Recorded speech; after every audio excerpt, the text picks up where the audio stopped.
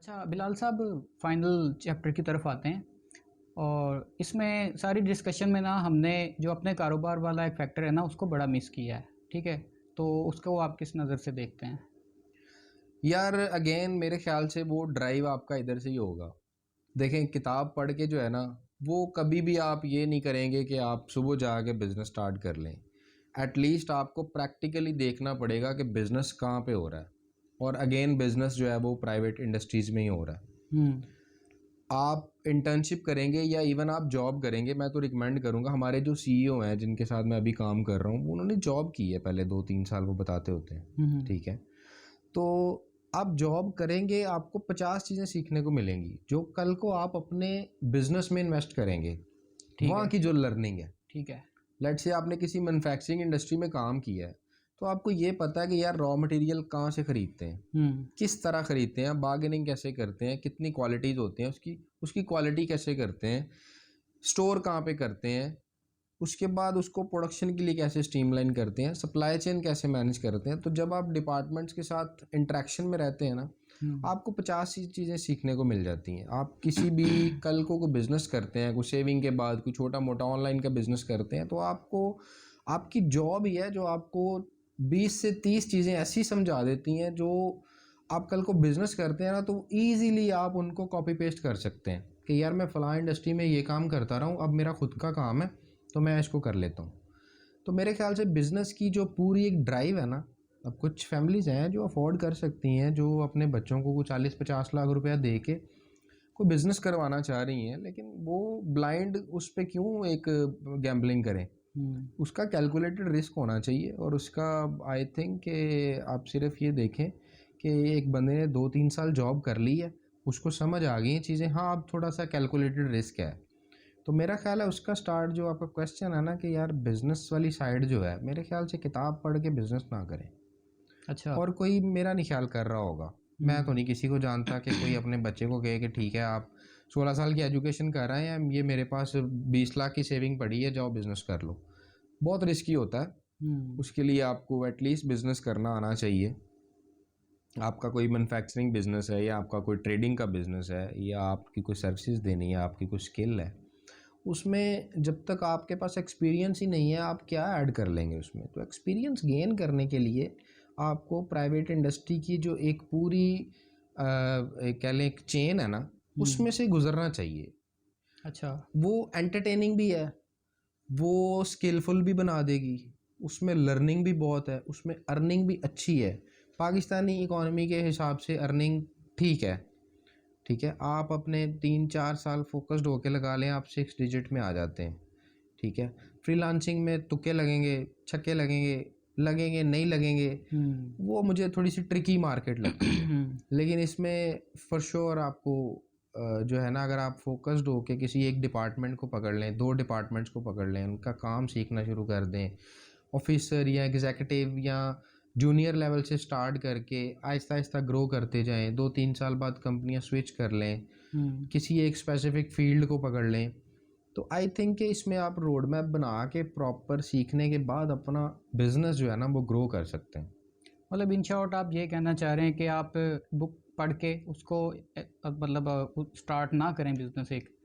आप किसी physical industry में जाएं, उसके बिजनेस मॉडल को ऑब्जर्व करें और उसको सीख के उसके बाद अपना बिजनेस जो है ना वो स्टार्ट करें। I think this is the only way.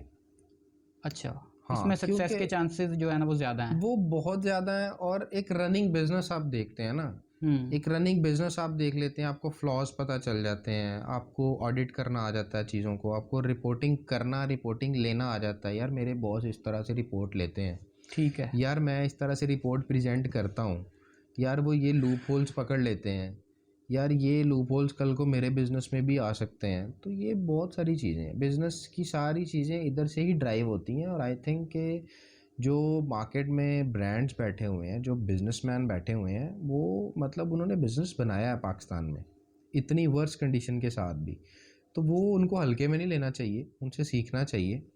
और स्पेशली मैं जितनी भी आपसे डिस्कशन की है वो फ्रेशीज़ की है ज़्यादा, कि यार जो भी फ्रेश ग्रेजुएट निकलता है ना, टू बी वेरी ऑनेस्ट उन्हें नहीं पता होता किस साइड जाना है, क्या करना है, कौन सी फील्ड है, किसको अडॉप्ट करना है। कुछ नहीं पता होता। तो मैंने आपको सिंपल ये रोड मैप बताया कि वो इंटर्नशिप से स्टार्ट करे। 16 साल एजुकेशन को दे दिए, 3 माह इंटर्नशिप को दे दे यार, कुछ नहीं होता। 3 माह के अंदर या 6 माह के अंदर वो एक इंडस्ट्री को ऑब्जर्व करे, डिपार्टमेंट्स की लिस्ट बनाए, उन सब के साथ एक एक दो दो तीन तीन दिन का सेशन रखे, हो जाता है। बहुत फ्रेंडली लोग होते हैं, उनके साथ आप ऑब्जर्वेशन करें कि यार मैं अंदर से किस डिपार्टमेंट के साथ कनेक्ट कर पा रहा हूँ, किसके साथ मुझे वाइब आ रही है कि ये डिपार्टमेंट मेरा कैरियर बन सकता है। वो कोई भी हो जाए यार, आपने सिंपल बीए किया हुआ है, आप अकाउंट्स भी चला लेंगे, सीखने की बात है। तो इंटर्नशिप और ये चीज़ें जो है ना, वो प्रॉपर एक रोल प्ले करती हैं। ये जब आप देखें, आपको कोई भी ब्रांड जो है ना, वो सैलरी भी ऑफ़र कर देगा इन द फर्स्ट प्लेस। वो आपको 20-25 हज़ार 30 हज़ार पे 40 हज़ार पे आपको जॉब भी दे देगा, लेकिन बिलीव मी, वो आपको 40 हज़ार के काम भी दे देगा। आप ठीक है। वही 40 हज़ार के काम करते हुए एक साइकिल में फंस जाएंगे, आप लर्न नहीं कर पाएंगे। आपके साथ वाले कैबिन में एक बंदा अच्छी परफॉर्मेंस दे रहा होगा, स्किलफुल बैठा होगा, आपके पास उसकी स्किल सीखने का टाइम नहीं मिलेगा।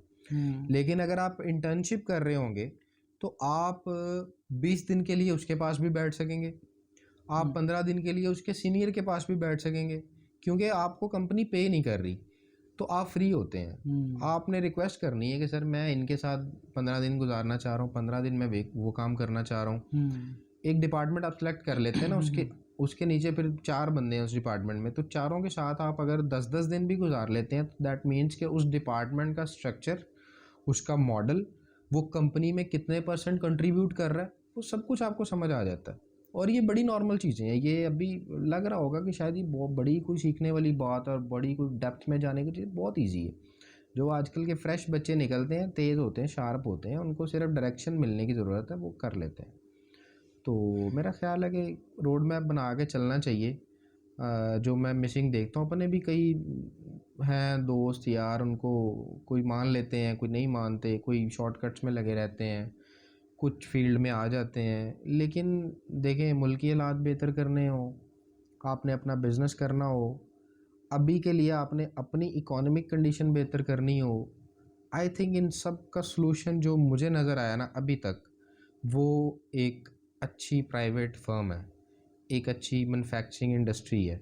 बिलाल साहब, बहुत शुक्रिया आपके टाइम का। बहुत बहुत आप शुक्रिया यार, काफ़ी बहुत टाइम से प्लान जी, कर रहे थे कि बैठते हैं, लेकिन कोई टाइम बन नहीं पा रहा था। बहुत डिटेल्ड गुफ्तगू हो गई हमारी हाँ आज जी। आपके साथ, और उम्मीद है कि व्यूवर्स को बहुत कुछ इसमें से सीखने को मिला होगा। अच्छा व्यूवर्स, ये पॉडकास्ट अपने इख्तिताम को पहुंचती है। हमारे साथ थे बिलाल यूसुफ। उम्मीद है कि आपने गुफ्तगू से कुछ ना कुछ इन्फॉर्मेशन हासिल की होगी, और कमेंट सेक्शन में अपनी कीमती राय से हमें आगाह कीजिएगा। तब तक के लिए मिलते हैं नेक्स्ट वीडियो में। अल्लाह हाफिज़।